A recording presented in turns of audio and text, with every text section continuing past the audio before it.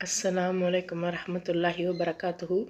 அல்ஹம்துலில்லாஹ், இறைவனுடைய அருளால் திருக்குரானை நம்ம தொடர்ந்து ஓதிட்டு வரோம். சூரா யூசுஃபில் 96 வசனங்கள் வரைக்கும் நம்ம பார்த்துருந்தோம். யூசுஃப் நபியுடைய வரலாறு நமக்கு பல படிப்பினைகளை தருது. நம்மளுடைய ஆளுமை எப்படி நம்ம வளர்த்துக்கிறணும், பொறுமைனா என்ன, துணிச்சல்னா என்ன, ஹிஜ்ரத்னா என்ன, இப்படி எல்லாவற்றையுமே ரொம்ப அழகாக தெளிவாக அவங்க இந்த சூறா நமக்கு சொல்லி தருது. ஸோ இப்படி 96 வசனங்கள் நம்ம பார்த்தோம். யூசுஃப் நபி எப்படி பயணப்பட்டாங்க ஈஜிப்துக்கு, எப்படி துரத்தி அடிக்கப்பட்டாங்க அவங்களுடைய சகோதரர்களாலேயே.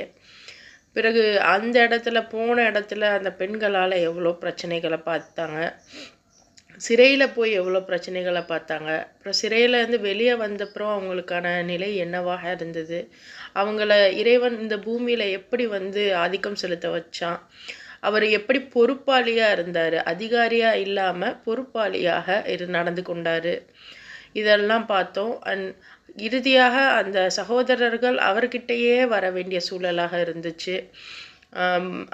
இன்னும் புன்யமின் அவருடைய இன்னொரு சகோதரனை இவர்கிட்ட வச்சுக்கிறதுக்காக அவர் என்ன மாதிரியான ஒரு சின்ன சூழ்ச்சியை செஞ்சார்.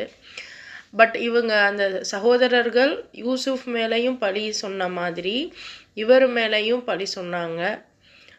பழி மீன்ஸ் விட்டு கொடுத்துட்டாங்க.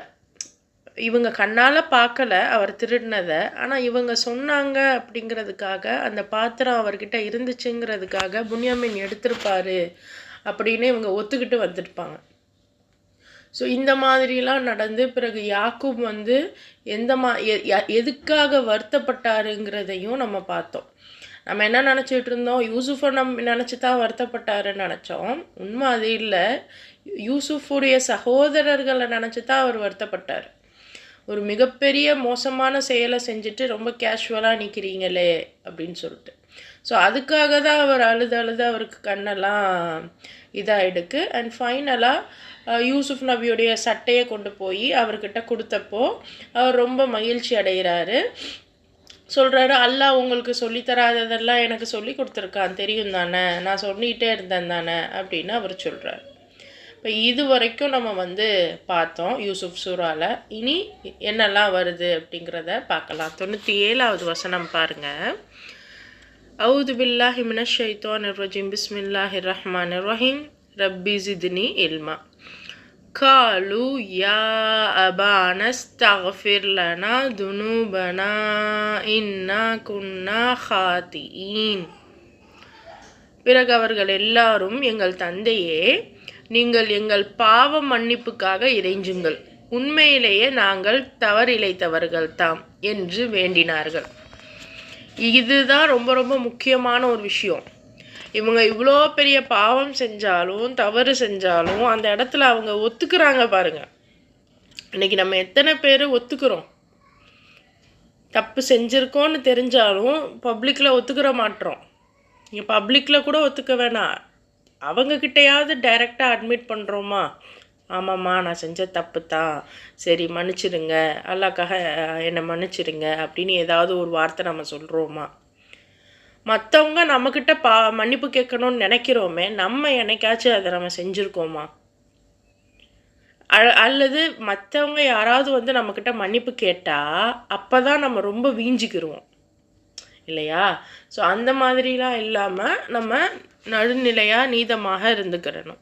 அப்போ இந்த சகோதரர்கள் அப்பாட்ட கேட்குறாங்க, தந்தையே, எங்களுடைய பாவ மன்னிப்புக்காக நீங்கள் அல்லாஹ்கிட்ட கேளுங்க, துவா பண்ணுங்க, நாங்கள் தப்பு செஞ்சிட்டோம் அப்படின்னு சொல்லி நிற்கிறாங்க.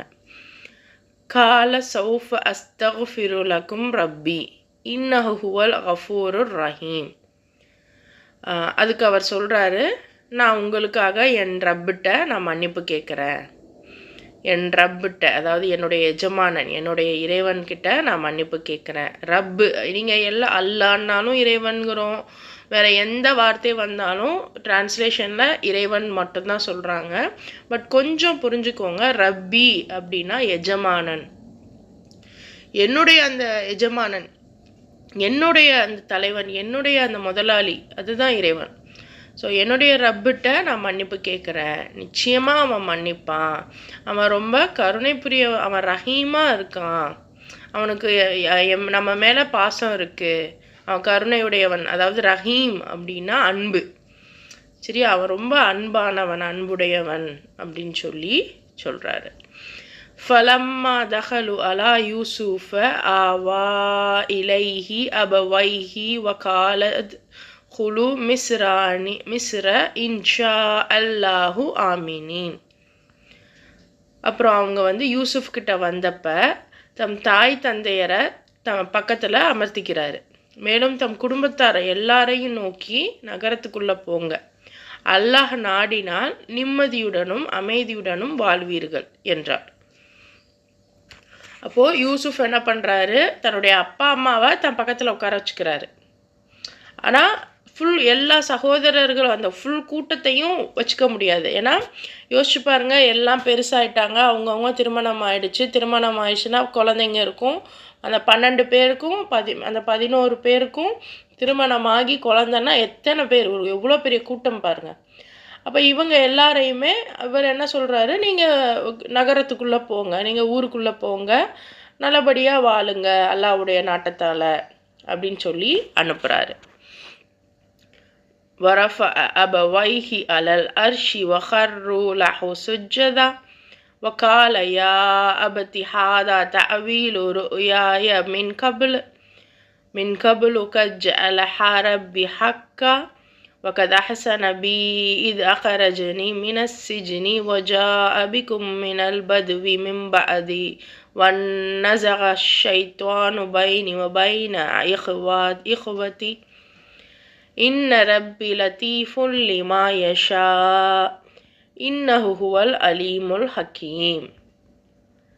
அப்போ நகரத்தில் நுழைஞ்சிட்டு அப்புறம் சொல்கிறாரு, அவர் தன்னுடைய தாய் தந்தையரை தம் அருகில் இருந்த அரையணையின் மீது அமர வைத்தார். அனைவரும் தம்மையும் அறியாமல் அவர் முன் சிரம் பணிந்தார்கள். அப்போது யூசுப் கூறினார், என் தந்தையே, நான் முன்னர் கண்ட கனவிற்கு இதுதான் விளக்கமாகும். என் இறைவன் அக்கனவை நனவாக்கிவிட்டான், மேலும் எனக்கு அவன் பேருதவி செய்தான். அதாவது சிறையிலிருந்து எனக்கு விடுதலை அளித்தான். எனக்கும் என்னுடைய சகோதரர்களுக்கும் இடையில் ஷைத்தான் குழப்பத்தை ஏற்படுத்திய பின்னரும் உங்களை எல்லாம் பாலைவன சிற்றூரில் இருந்து என்னிடம் கொண்டு வந்து சேர்த்தான்.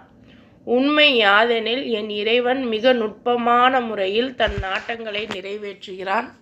திண்ணமாக அவன் நன்கறிந்தவனும் நுண்ணறிவாளனும் ஆவான். அப்போது யூசுஃப் நபி இவங்களெல்லாம் ஊருக்கு போக சொல்லிட்டாங்க, ஊருக்குள்ளே போக சொல்லிட்டாங்க, அத்தா அம்மாவை பக்கத்தில் வச்சுக்கிட்டாங்க. ஸோ இந்த தருணத்தில் அந்த சகோதரர்கள்லாம் தன்னையே அறியாமல் தலையை கொஞ்சம் தாழ்த்துறாங்க. ஸோ சிரம் பணிவது அப்படின்னா கட்டுப்படுறது. ஸோ கட்டுப்படுறது ஃபிசிக்கலாகவே அவங்க தலையை தாழ்த்துனாங்களா, அல்லது அவங்க யூசுஃப் நபி சொன்னதை உடனேயே கேட்டு நடந்தாங்க. நீ என்ன சொல்கிறது, நான் என்ன கேட்குறது அப்படின்னா இல்லை. ஸோ நபி சொல்ல உடனேயே இவங்க செய்கிறாங்க. ஸோ இதுதான் கட்டுப்படுறது, அதாவது தலை வணங்குவது அப்படிங்கிறதுக்கு இது ரெண்டுமே பொருள்.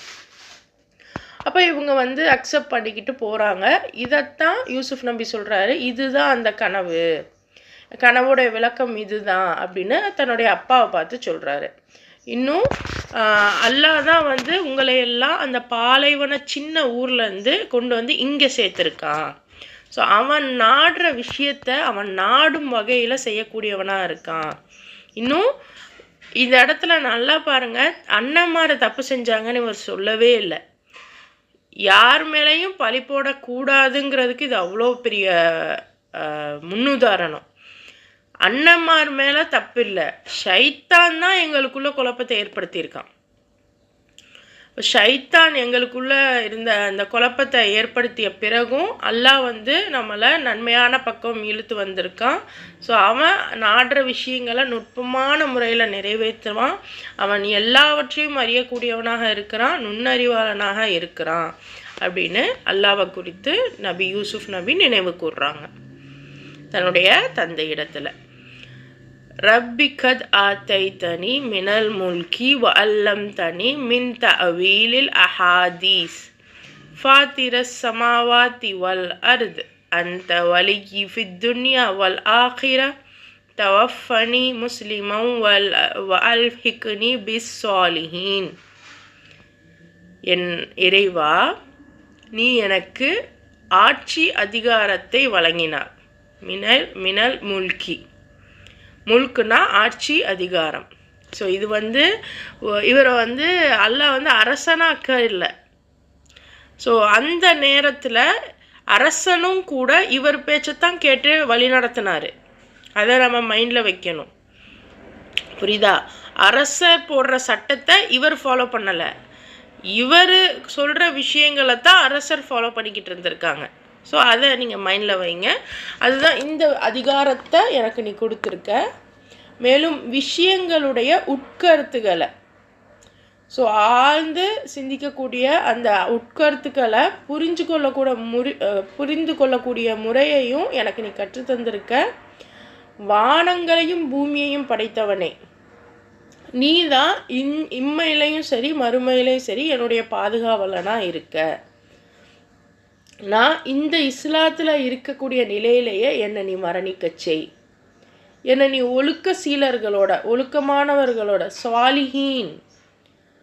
சுவாலிஹீன் அப்படின்னா ஒழுக்கமானவர்கள், இன்னும் பார்த்திங்கன்னா நல்ல அறம் செய்யக்கூடியவர்கள், எனக்கு நல்ல செயல்கள், உன்னுடைய செயல்கள் செய்யக்கூடியவனாகவே என்னை மரணிக்க செய், உன்னுடைய செயல்கள் செய்யக்கூடியவர்களோடு என்னை சேர்த்து வை அப்படின்னு யூசுஃப் நபி துவா பண்ணுறாங்க. தாலிக மிம் அம்பா இல் கைபி நூஹிஹி இலைக் ஒமா குந்த லதைஹிம் இத் அஜ்மஉ அம்ரஹம் வஹும் யம்குரூன். நபியே, இவ்வரலாறு நீர் அறியாத செய்திகளை சேர்ந்ததாகும். அதனை நாம் உமக்கு வஹீயின் மூலம் அறிவித்து கொண்டிருக்கிறோம். யூசுஃபின் சகோதரர்கள் சதித்திட்டம் தீட்டி அதனை நிறைவேற்ற வேண்டும் என்று தங்களுக்குள் முடிவு செய்தபோது நீர் அவர்களுக்கிடையே இருக்கவில்லையே. அப்போது அல்லாஹ் சொல்கிறான், இந்த வரலாறு எல்லாம் மறைவான விஷயம், இதெல்லாம் உனக்கு நபியே உங்களுக்கு தெரியாது. நான் தான் வஹீயின் மூலம், என்னுடைய அறிவிப்பின் மூலம் உங்களுக்கு நான் சொல்லிக்கிட்டு இருக்கேன் அப்படின்னு அல்லாஹ் சொல்கிறான். இன்னும் யூசுஃபுடைய சகோதரர்கள் அந்த கிணத்துக்கிட்ட நின்று ஒரு திட்டம் திட்டினாங்கல்ல, அந்த டைமில் யாருமே அங்கே இல்லை. அவங்க என்ன திட்டம் தீட்டினாங்க அப்படிங்கிறதெல்லாம் யாருக்குமே தெரியாது. நபி, நீங்கள் அங்கே இருந்தீங்களா அப்படின்னு சொல்லி அல்லாஹ் சொல்கிறான். வமா அக்ஸருன்னாசி வலவ் ஹரஸ்த பிமுமினீன். ஆனால் நீங்கள் எவ்வளோ விரும்பினாலும் மக்களில் பெரும்பாலானவங்க நம்பிக்கை கொள்ளக்கூடியவர்களாக இல்லை. இது நபிக்கு அல்லாஹ் சொல்கிற விஷயம். ஏன்னா நபி இந்த சூரா இறங்குறதுக்கு என்ன காரணமாக இருந்துச்சு அப்படின்னா, நபி ஸல்லல்லாஹு அலைஹி வஸல்லைமையும் ஊரை விட்டு துரத்துற நிலைமையில் இருக்காங்க. நபி ஸல்லல்லாஹு அலைஹி வஸல்லமுடைய மக்கா வாழ்க்கையுடைய இறுதி காலம் அது. அந்த 10வது வருடம், நபித்துவம் கிடைத்த 10வது வருடம், அந்த டைமில் க்ரூஷியல் டைமில் இந்த ஆயத்துகள் இறங்கப்படுது. ஸோ நபியை நீங்கள் எவ்வளோ விரும்பினாலும் மக்களில் பெரும்பாலானவங்க இந்த டைமில் நம்பிக்கை கொள்ளலை அப்படின்னு அல்லாஹ் சொல்கிறான். அப்போது நபியே உங்களுக்கும் இந்த நிலை வரும்னு அவன் சொல்லாமல் சொல்கிறான். இப்போ அதே தான் நமக்கும், நபிக்கு மட்டும் இல்லை, இன்றைக்கி நம்ம படிக்கிறோம், இந்த சூறா ஓதுகிற நமக்கும் இதே கான்செப்ட் நடக்கும்னு இல்லை, இந்த மாதிரி கான்செப்ட் நடக்கும். என்ன நடந்தாலும் யூசுஃப் நபி மாதிரி நம்ம இருக்கக்கூடிய பாக்கியத்தை இறைவன் உங்களுக்கும் எனக்கும் தந்தருள்வானாக. வமா தஸ் அலுஹும் அலைஹி மின் அஜ்ர் இன் ஹுவ இல்லா திக்ருல் லில் ஆலமீன். உண்மையில் இதற்காக நீர் அவர்களிடம் யாதொரு கூலியும் கேட்கவில்லை. இந்த குர்ஆன் அகிலத்தார் அனைவருக்கும் உரிய ஒரு நல்லுரையே ஆகும். அல்லாஹ் தெளிவாக சொல்லிட்டான். இது உலகத்தில் உள்ள எல்லாருக்குமே இருக்கக்கூடிய ஒரு நற்செய்தி, ஒரு உபதேசம், ஒரு கட்டளை. திக்ரு அப்படின்னா என்ன சொல்கிறது, நான் என்னுடைய வாழ்க்கையை நான் வாழ்கிறதுக்கு தேவையான விஷயங்களை சொல்லக்கூடியது. ஸோ இந்த குர்ஆன் எல்லாருக்குமே உரியது. அப்படிங்கிறப்ப நம்ம அரபி ஓதணும், அரபி நல்லா ராகமாக ஓத தெரியணும், அதனுடைய கிராமர் தெரியணும். எல்லாம் தெரிஞ்சும் குரானை புரியாது. அப்போ என்ன நம்ம காலத்துக்கும் ஓதணும்னு அல்லாவே அறிவான். ஸோ எவ்வளோதான் நீங்கள் ஓதுனாலும் குரானை மனனமே செஞ்சாலும் அதனுடைய அர்த்தம் அதனுடைய விளக்கம் உங்களுக்கு புரியலைன்னா என்ன ஹாஃபிஸாக இருந்தாலும் சுபஹானல்லாஹ் பயனில்லை. அப்போ அர்த்தம் எனக்கு புரியணும். அது அதுக்குன்னு நான் தமிழில் டிரான்ஸ்லேஷனை படித்து மனனம் பண்ணுவேன், பண்ண முடியுமா? டிரான்ஸ்லேஷன் புரியுமா உங்களுக்கு? நமக்கு புரியுதா முதல்ல? இப்போ அரபியாக படிச்சிருக்கணும். இன்ஷா அல்லாஹ் அல்லாஹ் நமக்கு நாடுவான், அரபியாக தெளிவாக நமக்கு புரிய வைப்பான். அந்த குரானில் இருக்கு. அதுக்குன்னு அரபி லாங்குவேஜ் படிக்கணும்னு கிராமர் பக்கம் போக சொல்லலை நான். ஆனால் அரபியை நான் இப்போ ஓதும்போதே எனக்கு அதை புரிஞ்சுக்கணும். இப்போ தமிழாக இருக்கட்டும், இங்கிலீஷாக இருக்கட்டும், நம்ம கிராமர் முதல்ல படிக்கலை. இன்றைக்கும் பார்த்தீங்கன்னா இங்கிலீஷுடைய கிராமர் சட்டங்களாக உங்களுக்கு தெரியும். இதுக்கு பேர் நவுனு, இதுக்கு பேர் வேர்பு, இப்படி சொல்லியா நீங்கள் படிக்கிறீங்க? அட்ஜெக்டிவ், ப்ரொனவுனு, அதெல்லாம் தெரியலைன்னா கூட ஒருத்தனால் இங்கிலீஷ் பேசவும் புரியவும் முடியும். அப்படிங்கிறப்ப இந்த குரானை மட்டும் ஏன் நம்ம இவ்வளோ காம்ப்ளிகேட் ஆக்கி வச்சுருக்கோன்னு தெரியலை. ஆனால் இந்த குரான் ஒட்டுமொத்த உலகத்துக்குமே இருக்கக்கூடிய வாழ்க்கை முறையை சொல்லித்தர வந்த ஒரு செய்தி தான். இப்போ இதை நம்ம எல்லாருக்குமே கொடுக்கணும். எப்படி கொடுக்கணுங்கிறது தான் இருக்குது. وَكَأَيٍّ مِّنْ آيَةٍ فِي السَّمَاوَاتِ وَالْأَرْضِ يَمُرُّونَ عَلَيْهَا وَهُمْ عَنْهَا مُعْرِضُونَ. வானங்களிலும் பூமியிலும் எத்தனையோ சான்றுகள் உள்ளன, இவர்கள் அவற்றை கடந்து சென்ற வண்ணம் இருக்கிறார்கள், ஆயினும் அவற்றை குறித்து சற்றும் கவனம் செலுத்துவது இல்லை. ஸோ இந்த மக்கள் பெரும்பாலானவங்க நம்பிக்கை கொள்வது இல்லை. பத்தாததுக்கு இவங்களை சுற்றி ஏகப்பட்ட சான்றுகள் இருக்குது, ஏகப்பட்ட வேலைகள் இருக்குது. அதையெல்லாம் அவங்க கடந்து சென்றுட்டு தான் இருக்காங்க. ஆனால் எந்த வேலைக்கும் அவங்க கவனம் செலுத்தலை. நம்மளை சுற்றி நிறைய வேலை இருக்கான், அதையெல்லாம் நம்ம கவனம் செலுத்தாமல் இருக்கோமா? சிந்திங்க. சான்று அப்படின்னா வேலைன்னு சிந்திங்க. என்னென்ன வேலை இருக்குது நம்மளை சுற்றி தேடி பாருங்க, கண்ணை திறந்து பாருங்க.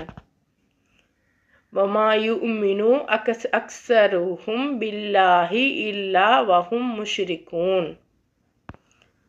அவர்களில் பெரும்பாலோர் அல்லாஹ்வை ஏற்றுக்கொள்கிறார்கள், ஆயினும் அவனோடு மற்றவர்களையும் இணையாக்குகிறார்கள். இதுதான் விஷயம். இன்னைக்கு யாரும் அல்லாஹ்வை ஏற்றுக்காதவங்க இல்லை. சிலர் ஏத்திஸ்ட்லையுமே கூட பார்த்தீங்கன்னா நான் கடவுளே இல்லைன்னு நான் நம்புகிறேன்னு சொல்கிறவங்க கூட நமக்கு மீறின ஒரு சக்தி இருக்குங்கிறத ஒத்துக்கிறான். ஆனால் அல்லாஹ்வை ஏற்றுக்கிறான், கூடவே மற்றதையும் இணையாக்குறான். கடவுள் ஓகே, ஒரு சக்தி இருக்குது, ஆனால் அந்த சக்திக்கு பேர் சயின்ஸுங்கிறான். அது ஒரு சயின்ஸு. அப்போ இந்த இடத்துல அல்லான்னு சொல்லலாம். அதாவது அந்த சக்தியை அவன் வேற ஒரு விஷயமா பார்க்குறான். இப்போ சயின்ஸ் தான் நம்மளை படைச்சுதா? அந்த ஒரு உட்கருத்து இல்லைல்ல. ஸோ இந்த மாதிரி அல்லாவை ஏற்றுக்கிட்டாலும் அல்லாவோட சேர்த்து மற்றதையும் ஏற்றுக்கிறது. இன்றைக்கி நம்மளும் முஸ்லீம்னு சொல்லிக்கிறோம், ஆனால் யாருடைய சட்டங்களை ஃபாலோ பண்ணுறோம்? வெஸ்டர்ன் கல்ச்சர் என்ன சொல்லி கொடுத்துச்சோ அதை தான் ஃபாலோ பண்ணுறோம். எப்படி நம்ம வீடுகளில் நடந்துக்கிறோம், என்ன உடை உடுத்துகிறோம், என்ன உணவு உண்ணுறோம், எந்த மாதிரி உண்ணுறோம். நோன்பு நம்ம மட்டும் நல்லபடியாக நல்லா ஹெவியாக சாப்பிட்டுக்கிட்டு இருக்கிறதுக்காக நம்ம நோன்பு வைக்கிறோம். வகையாக காலிலேருந்து நைட்டு வரைக்கும் சமைச்சு அதை நம்ம மட்டும் சாப்பிட்டுக்கிட்டு, இல்லைன்னா இருக்கிறவங்க, அதாவது இன்னும் சில இடங்களில் பார்த்திங்கன்னா ஜமாத்தில் இருக்கிறவங்களுக்கு மட்டும் கொடுத்துக்கிட்டு, பக்கத்து வீட்டிலையே ஜமாத்தில் இருக்க மாட்டாங்க ஆனால் பசியோடு இருப்பாங்க, அவங்களுக்கு நம்ம எதுவும் கொடுக்க மாட்டோம், ஆனால் ஜமாத்துக்கு கொடுப்போம். அப்போ அந்த இடத்துல நமக்கு ஒரு பெருமை வரும்னு. வேறு இருக்கிறவங்களுக்கு உணவு கொடுப்போமே தவிர இல்லாதவங்களுக்கும் ஒன்றும் தர மாட்டோம். ஆனால் நோன்பு எதுக்கு? இல்லாதவங்களும் நல்ல உணவு சாப்பிட்ணும். அவங்க காலத்துக்கும் ஒரு வேளை தான் சாப்பிட்றாங்க, அவங்களுக்கு இந்த ஒரு நோன்பு ஒரு பெருசே கிடையாது. ஆனாலும் அந்த ஒரு வேளையாவது இருக்கப்பட்டவங்க இல்லாதவங்களுக்கு கொடுத்துருக்கணும். நம்ம கொடுக்குறோமா? ஆனால் அதனால தான் நம்ம வந்து நோன்பு கஞ்சி எல்லாமே. நோன்பு கஞ்சி வந்து முஸ்லீம்களுக்கு மட்டும்னா யார் சொன்னா? அதாவது நோன்பு வச்சவங்க, நோன்பு வச்ச முஸ்லீம்களுக்கு மட்டும்தான் நம்ம உணவு கொடுக்கணுமா? யார் உணவுக்கு கஷ்டப்படுறாங்களோ அவங்க எல்லாருக்குமே கொடுக்கணும். இந்த மாதிரியான ஒரு பகுத்தறிவான விஷயங்கள் நம்ம மனசுக்கு இருக்கா? அப்படி இல்லைன்னா இதெல்லாம் யார் நமக்குள்ளே விதைச்சாங்களோ அவங்களையும் நம்ம அல்லாஹ் நிகராக இணையாக்குறோன்னு அர்த்தம். இந்த உஸ்தா சொன்னாங்க, அந்த மௌலவி சொன்னாங்க, இப்படி தான் இருந்துச்சு, இந்த புக்கில் இப்படி தான் போட்டிருக்கு, முஸ்லீம்களுக்கு மட்டும்தான் கொடுக்கணும், மற்றவங்களுக்கு கொடுக்கக்கூடாது, இப்படிலாம் பேசுகிறவங்கள நீங்கள் கடவுளாக்கிக்கிட்டீங்க, உங்களுடைய வழிகாட்டி ஆக்கிக்கிட்டீங்க அப்படின்னு அர்த்தம். இதைத்தான் அல்லாஹ் சொல்கிறான். أفأمنوا أن تأتيهم غاشية من عذاب الله أو تأتيهم الساعة بغتة وهم لا يشعرون. அல்லாஹ்வுடைய வேதனையிலிருந்து அவர்களை திணறடிக்கக்கூடிய ஒரு வேதனை அவங்கக்கிட்ட வராதுன்னோ, அல்லது அவங்க அறியாத இருக்கும் நிலையில் திடீரென்று அந்த இறுதி நாள் அவங்கக்கிட்ட வராது அப்படின்னோ அவங்க பயம் இல்லாமல் இருக்காங்களா அப்படின்னு அல்லாஹ் கேட்குறோம். ஸோ நம்ம இன்றைக்கி எவ்வளவோ செய்கிறோம். அல்லாஹ்வுடைய வேதனை திடீர்னு உங்ககிட்ட வராதுன்னு நீங்கள் நினைக்கிறீங்களா? பேரழிவை நான் எப்போ வேணால் ஏற்படுத்துவேன், நீங்கள் பயம் இல்லாமல் இருக்கீங்களா அப்படின்னு சொல்லி அல்லாஹ் கேட்குறான். இது யூசுஃப் நபியுடைய டைமுக்கும் சரி, அல்லது நம்ம நபி ஸல்லல்லாஹு அலைஹி வஸல்லமுடைய காலத்தில் அல்லாஹ் பேசுனதாக நீங்கள் நினச்சாலும் சரி. ஆனால் இப்போ நீங்கள் இதை ஓதுறதுனால இறைவன் உங்ககிட்டையும் இதை கேட்குறான். குல் ஹாதிஹி சபீலி அதுஉ இலல்லாஹ் அலா பசீரத்தின் அனா வமனித்தபஅனி வசுபஹானல்லாஹி வமா அனா மினல் முஷ்ரிகீன். நீங்கள் அவங்கக்கிட்ட தெளிவாக சொல்லிடுங்க, இதுதான் என்னுடைய வழி, நான் அல்லாஹ்வின் பக்கம் அழைக்கிறேன், நானும் என்னை பின்பற்றியவர்களும் முழு தெளிவுடன் எங்கள் பாதை எது என்பதை அறிந்து இருக்கிறோம். மேலும் அல்லாஹ் தூய்மையானவன், அவனுக்கு இணை கற்பிப்பவர்களுடன் எனக்கு எத்தகைய தொடர்பும் இல்லை. இப்போ எது அல்லாஹ்வுடைய பாதை? வழி நெடுக உங்களை சுற்றி எத்தனை பிரச்சனைகள் இருக்கோ அதுக்கெல்லாம் நீங்கள் உழைக்கணும். இதுதான் அல்லாஹ்வுடைய பாதை. குர்ஆன் எப்போவுமே ஒரு 2-3 ஆயத்துக்கு முன்னாடி உள்ளதை கூட நீங்கள் ஒப்பிட்டு பார்க்கணும். அல்லாஹ் என்ன சொல்லியிருந்தான்? வழி நடுக அவ்வளோ சான்று இருக்குது, எதையுமே அவங்க கவனம் செலுத்தாமல் இருக்காங்கங்கிறான். அப்போ என்ன சான்றுகள்? இப்போ வழி நடக என்ன இஷ்யூஸ் இருக்கோ, என்னென்ன வேலைகள் இருக்கோ, எத்தனை சமூக பிரச்சனைகள், எத்தனை உங்களுடைய பிரச்சனை இல்லை. அல்லாஹ் வந்து ஒரு இண்டிவிஜுவலுக்காக இவ்வளோ பெரிய உலகத்தை படைக்கலை. இவ்வளோ பெரிய உலகத்தில் இருக்கிற ஒவ்வொரு இண்டிவிஜுவலும் ஒரு கூட்டம், ஒவ்வொரு கூட்டத்துக்காகவும் தான் அல்லாஹ் படைக்கிறான். ஸோ எங்கெங்கெல்லாம் உங்களை சூழ்ந்து பிரச்சனைகள் இருக்கோ அங்கே நீங்கள் போய் முடிவு தெளிவாக நிற்கணும். ஸோ இதுதான் அல்லாஹ்வுடைய பாதை. இதுக்காக தான் அல்லாஹ் வந்து நபி ஸல்லல்லாஹு அலைஹி வஸல்லம் மூலமாக நம்மளை அழைச்சிருக்கான். மேலும் அல்லாஹ் தூய்மையானவன், நீங்கள் இணை கற்பிக்கக்கூடியவர்களோடையும் அல்லாஹ்வோடையும் எந்த தொடர்பும் இல்லை அப்படின்னு அல்லாஹ் சொல்கிறான், தெளிவாக சொல்கிறான். வமா அர்சல்னா மின் கப்லிக இல்லா ரிஜாலன் நூஹி இலைஹிம் மின் அஹ்லில் குர்ஆ அஃபலம் யசீரு ஃபில் அர்தி ஃபயுன்துரு கைஃப கான ஆகிபத்துல் லதீன மின் கப்லிஹிம் வலதாருல் ஆஹிரதி கைருல் லில்லதீன தகவ் அஃபலா தாக்கிலூன். நபியே, உமக்கு முன்னர் பல்வேறு ஊர்களுக்கு தூதர்களாக நாம் அனுப்பி வைத்திருந்த அனைவரும் மனிதர்களாகவும் அந்தந்த ஊர்களை சார்ந்தவர்களாகவும் தான் இருந்தார்கள். அவர்களுக்கு நாம் வஹி அறிவித்து கொண்டிருந்தோம். பின்னர் அவர்கள் பூமியில் சுற்றி திரிந்து தமக்கு முன் சென்று போனவர்களின் கதி என்னவாயிற்று என்பதை பார்க்கவில்லையா? எவர்கள் இறை தூதர்களின் சொல்லை ஏற்று இரையச்சத்துடன் வாழ்ந்தார்களோ அவர்களுக்கு திண்ணமாக மறுமை இல்லம் மிகவும் சிறந்தது. இனியும் நீங்கள் சிந்தித்து உணர மாட்டீர்களா? அல்லாஹ் எல்லா இடத்துலையும் சிந்திச்சு உணருங்கன்னு தான் பேசுகிறான். நான் சொல்கிறத அப்படியே கேளுங்கன்னு சொல்லலை. அல்லாவே உங்களை சிந்திக்க சொல்கிறான். ஆனால் இன்றைக்கி எத்தனை பேர் நான் சொல்கிறத மட்டும் நீ செய் அப்படின்னு உங்கள் குழந்தைங்களுக்கு சொல்கிறீங்க, உங்கள் சகோதரர்களுக்கு சொல்கிறீங்க, உங்களுடைய உங்களுடைய அம்மா அப்பா இவங்களுக்கு நீங்கள் சொல்கிறீங்க. அவங்கள யோசிக்கவே கூடாது, நான் சொல்கிறது தான் சரி, அதை நீங்கள் ஏற்றுக்கங்க. இந்த நிலையத்தான் நம்ம எல்லாருமே ஏற்படுத்தி வச்சுருக்கோம். இது யாருடைய நிலை? தஜ்ஜாலுடைய நிலை. தஜ்ஜாலுடைய நிலையை, ஷைத்தானுடைய நிலையை இன்றைக்கி நம்ம ஃபாலோ பண்ணுறோம். இப்போ சிந்திச்சுக்கிறங்க, நம்ம அல்லாவை ஃபாலோ பண்ணுறோமா, அல்லாவுடைய தூதரை ஃபாலோ பண்ணுறோமா, இல்லை அவனுக்கு மாறு செய்கிறோமான்னு. நீங்கள் பலரை காஃபீர்னு நினச்சிருப்பீங்க, கடைசியாக நம்மளே காஃபீராகத்தான் இருந்திருப்போம். இறைவன் பாதுகாப்பானாக. அப்போ உங்களுக்கு முன்னாடி இருந்த ஊர்களுக்கும் நபியை நாங்கள் நிறைய தூதர்கள் அனுப்பியிருந்தோம். அவங்க எல்லாம் அந்தந்த ஊரை சார்ந்தவர்களாகத்தான் இருந்தாங்க, மனிதர்கள் தான் அவங்க. அவங்களுக்கு நம்ம வகி அறிவிச்சுக்கிட்டே இருந்திருந்தோம். அதனால் இதுக்கு முன்னாடி இந்த பூமியில் இருந்தவங்களோட கதி என்னன்னெலாம் நீங்கள் சுற்றி பார்க்கலையா? யார் அல்லாஹ்வுடைய இறையச்சத்தோடு வாழ்ந்தாங்களோ, இறையச்சம்ங்கிறது என்ன? இதுதான். அல்லாஹ்னு ஒருத்தன் இருக்கான், அவன் இவ்வளோ பேரையும் படைச்சிருக்கான், இவங்க எல்லாருடைய நலத்தையும் நம்ம தான் பார்க்கணும், நம்ம நேரான வழியில் நடக்கணும், நீதமாக நடக்கணும், பகுத்தறிவோடு இருக்கணும், கொடுத்த 6வது அறிவை ஒழுங்காக பயன்படுத்தணும். இப்படி இறையச்சத்தோடு வாழ்ந்தால் மறுமை உலகம், மறுமை இல்லம் ரொம்ப சிறந்ததாக கிடைக்கும். இனியாவது நீங்கள் சிந்தித்து உணருங்க அப்படின்னு அல்லாஹ் சொல்கிறான். யாருக்கு? நபியுடைய உம்மத்தான நமக்கு. ஹத்தா இதஸ்தை அசர் ருசூலு வதன்னு அன்னஹும் கது குதிபு ஜாஅஹும் நஸ்ருனா ஃபனுஜ்ஜிய மன் நஷா வலா யுரத்து பஅசுனாம் அனில் கௌமில் முஜ்ரிமீன். முன்னாடி இருந்த இறை தூதர்களுக்கும் இதே நிலை ஏற்பட்டுச்சு. அவங்க நீண்ட காலம் மக்களுக்கு நல்லுரை புகன்று வந்தார்கள். ஆனால் மக்கள் அதனை கேட்கவில்லை.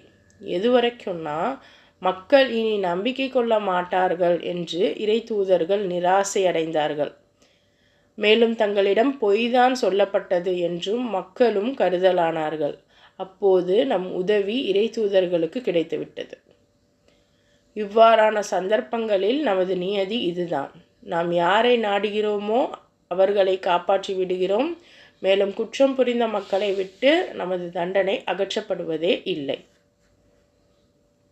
அல்லாஹ் சொல்கிறான், நபியை உங்களை மாதிரியே பல இறை தூதர்களை இந்த மக்கள் நம்பவே இல்லை. அவங்க எவ்வளோ நாள் நீண்ட காலமாக இந்த மக்களுக்கு உபதேசம் சொல்லிக்கிட்டே இருந்தாலும் இந்த மக்கள் அதை கேட்கவே இல்லை. எது வரைக்கும்னா, அந்த நபியும் இவங்களுக்கு இனிமேல் என்ன சொன்னாலும் பிரயோஜனம் இல்லை அப்படின்னு நினச்சிட்டாங்க. இந்த மக்களும் இவர் பொய் தான் சொல்கிறாரு அப்படின்னு நினச்சிட்டாங்க. இது வரைக்கும் அல்லாஹ் டைம் கொடுத்துட்டே இருப்பான்.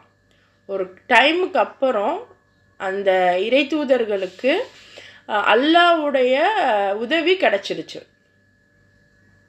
ஸோ இப்படித்தான் இந்த உலகத்தில் நிறைய குற்றங்கள் இருக்குது. அந்த குற்றங்களுக்கு எதிர்த்து எத்தனையோ பேர் போராடுவாங்க. போராடும்போது கடைசியில் போராடக்கூடியவங்களையே அந்த தலைவனையே நம்ம தவறான முறையில் திசை திருப்பி விட்டுட்டு இவங்க தப்பானவங்க அப்படின்னு பேசுகிற அளவுக்கு அந்த நிலைமை கைமீறி போயிடும். அப்படி போன பிறகு அந்த ஊரே அழிக்கப்பட்டுருது. ஸோ இதுதான் அல்லாஹ் சொல்கிறான், இது என்னுடைய நியதியாக இருக்குது.